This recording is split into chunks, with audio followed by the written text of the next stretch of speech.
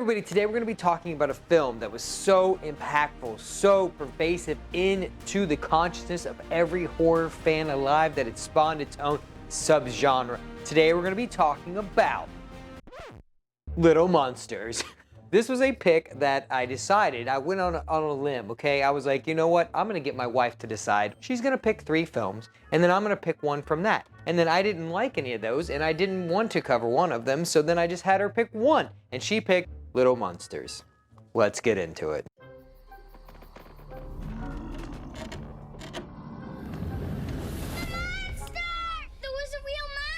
There is nothing under your bed, and I want you to just go to sleep, okay? There are no monsters. If you say there's no monster, then what's wrong with me? Boo. Take a walk on the wild side. Hey everybody, I'm Chris. If you're new here, welcome. If you're returning, welcome back. Today we're going to be talking about the Richard Greenberg directed 1989 cult classic film, Little Monsters. Okay, I know this is a bit of a divergence for me, but actually I had my wife pick this, like I said in the intro, and I was actually kind of excited to do something different than what I normally do. Overall, I actually did really enjoy this film. I haven't seen it in probably 2 decades, so it's been a long time since I've seen it. I know I remember seeing it as a kid, and I think I kind of mixed this up and another movie, but I don't remember what the other movie was. I just know Monster Under the Bed. I don't know what movie that is. If you know what I'm talking about, let me know down below. But I actually really wanted to dive into this and kind of see, does it hold up? How do the Savage brothers hold up in this movie? How's Howie Mandel? Because he's a very different actor and kind of pursuer of what he does now than he was then. He's just basically on America's Got Talent now, where then he was like almost doing Bobby's World, and so he was doing a lot of interesting stuff back then. And I watched an interview with him, and he's basically just saying yes to random shit. He didn't really know what he was getting into, which they kind of dive into with going into his latex, because it was like full latex. He didn't even know that that was going to be part of what he was doing. This was filmed in North Carolina in basically old warehouses, so no green screen or like that. He's like, so I was under layers of latex for hours a day, and then it was hot as shit in these abandoned warehouses which had no air conditioning. So interesting to kind of watch somebody be like, hey, I appreciate the situation I was in, and it did a lot for me, and I had fun, but it was grueling, and I was miserable, and I would never do it again. So that's kind of Howie Mandel's take on his character in this movie. I want to give a brief synopsis of this film before we get into all the little minutia of who I recognized, who was in another movie with who that you may know, and so all of that. So let's get into it. So this follows Fred Savage and Ben Savage, who are brothers, and their father, Daniel Stein, who is also great in this movie, who is also connected to another film. They believe that there is a monster under the bed. Ben Savage is like, no, there's something there, I promise you. And his older brother is like, no, there's not. So they dare each other, double dog chair each other, to swap rooms so they can see if there's actually a creature under the bed. This leads to Ben getting taken at some point, and he has to fight the underbelly of the under the bed creature. So that's kind of what our film revolves around, and I kind of like this little story. Kids do create often stuff that's under their bed. We're all guilty of that. There's something in the closet, there's something under the bed, all of that kind of stuff. And so it was very interesting to kind of take that tale and the kids' perspective, but also make it a reality that there is actually something under the bed. The other aspect that I do like about this film is that the family is relatively new to this area. Fred Savage doesn't have any friends. He's kind of a loner. He's newly moved here, and so this is an opportunity to befriend Maurice, who is a monster. And so that aspect is also interesting, where they're dealing with not only not having any friends, moving to a new place, and later on in the movie we deal with a possible divorce of their parents, which kind of gets solved very like that. You know, the kids go missing and suddenly our parents are in love again. Welcome to the 80s. I think it's kind of a cool little movie. Richard Greenberg had never directed a movie, and that was one thing that Howie Mandel actually appreciated about this movie. He's like, hey, I actually like getting involved with people who kind of don't know what they're doing and kind of are all over the place. And this was a case where he was like, kind of didn't know what he was doing, so he was kind of flying by the seat of his pants. Howie Mandel was in layers and layers of latex, and so all around you had a lot of like different vibes, and everybody just trying to figure out what they were going to do with this creature under the bed storyline that they had been presented. Like I said, all of the acting is great, but let's talk about those people connected to this and then connected to other films. We've got Daniel Stein and David Rattray in this movie, so we've got Buzz, and then we've got a Wet Bandit reunited again in this film. And so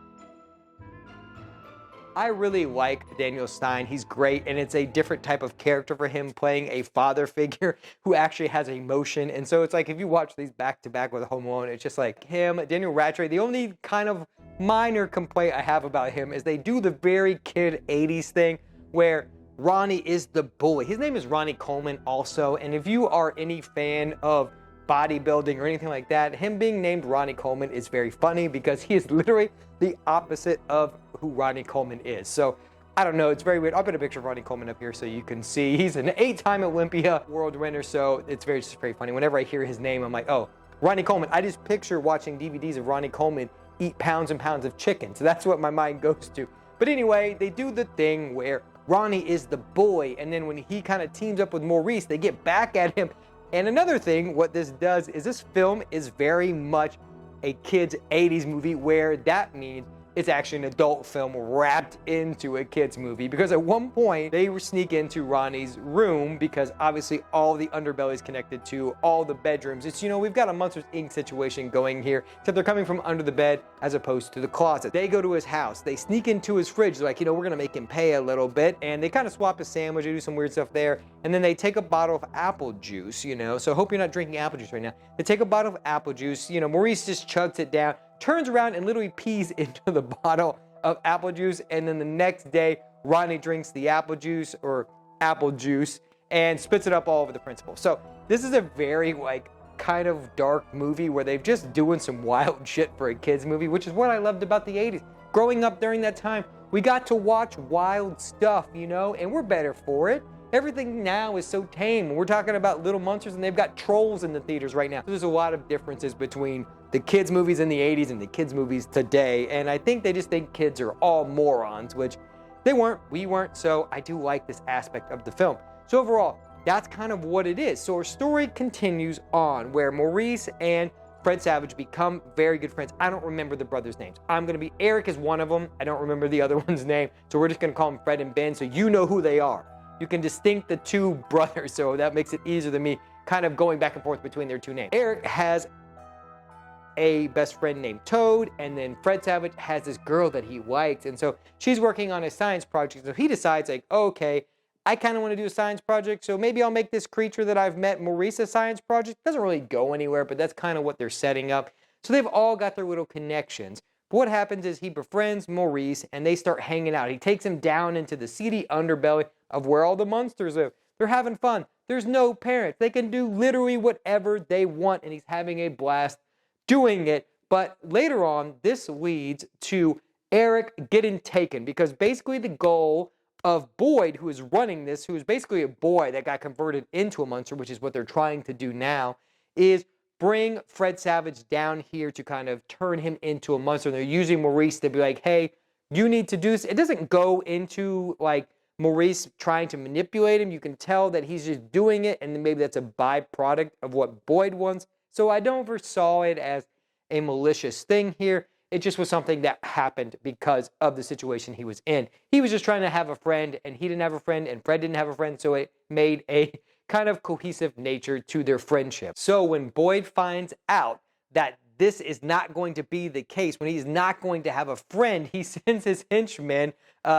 to go retrieve Fred's brother Eric and bring him down and force him to become a monster so he has somebody to kind of play with, you know, and, you know, destroy other kids' lives, because that's basically what it did. And then it got me thinking, where is Boyd from? This little kid who is now an adult has just been stripped away from his parents. They don't know what happened to him. We don't ever explore that. But anyway, oh, sorry, I'm being very scatterbrained. Before we get that, put a pin in Boyd's story right now. What I was saying about Ronnie before we get distracted by the piss bottle thing is that they do the very funny 80s thing where he is the bully, and then by the end of the movie, in 1 second of Maurice going and being like, hey, we got to go save Eric, he is their best friend again. So that is the funny 80s thing where there's like an enemy, and then the next scene, they're like frenemies, and then they're best friends. So that was what I was trying to allude to there. Back to Boyd. Anyway, so Boyd is now got Eric, and now Fred has to go with Maurice to save him. He grabs his friend Toad, he grabs Buzz here, you know, Ronnie, and brings him, and then the love of his life. So he thinks, or maybe they're just friends, as he says in the end.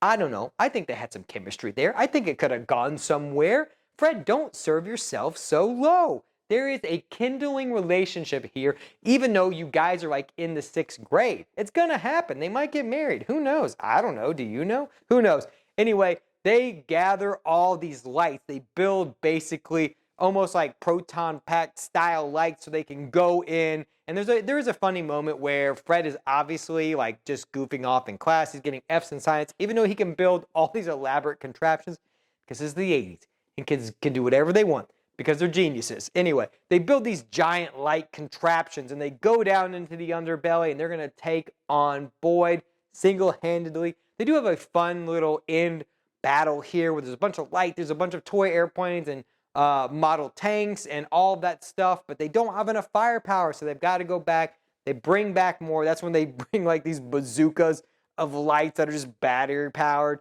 and all of that. And I do like this aspect. It ramps up. It's fun. It's whimsical. There's a lot going on. I like that there is a realistic world that they built for these monsters and that there is kind of this like subplot of lore going on here. Maurice is just trying to reach out and have a friend.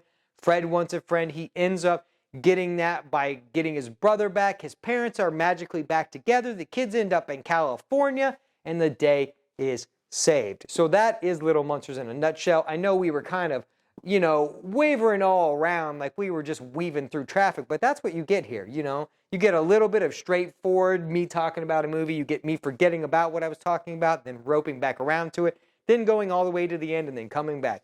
So if you like that, then welcome to the channel. But anyway, I actually really liked Little Monsters. I liked all of the little special features here, and that's where I kind of found out about Howie Mandel's like eagerness to kind of just pick things and just do them. He was like, sure, not knowing what they were, which I find very funny. And then kind of the savages being in this movie. There's apparently a third savage. I don't know if she was related to this. I actually didn't look that up because I was like, 2 savages is enough for me.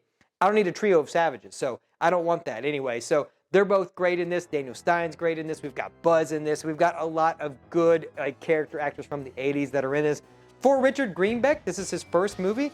It's really well done. I mean, for like the movie that it is, like I said, it does kind of ride the line of being an adult kid movie because there's a lot of stuff in here that is one of those, like the last movie I kind of remember doing this really, and then it kind of like tipped off was like Shrek is a very much a kid movie with adult things. Pixar used to do that. They don't really do that as much anymore, but that was kind of the line that they were riding where they're like, hey, you're gonna take your kids to it.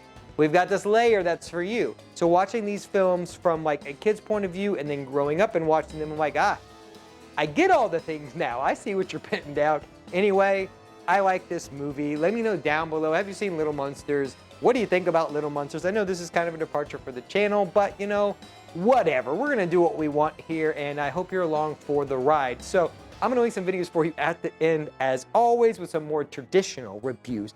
By traditional, I mean we're going to talk about baseball revenge movies, so I'll link Blood Games at the very end. If you like what we do here, consider becoming part of the collective. Join us here on the channel. We do a lot of 4K stuff, physical media stuff, and obscure horror movies, and occasionally a new horror movie when I'm interested in talking about it. So that's all I've got. Thanks for stopping by. I'll talk to you guys in my next review.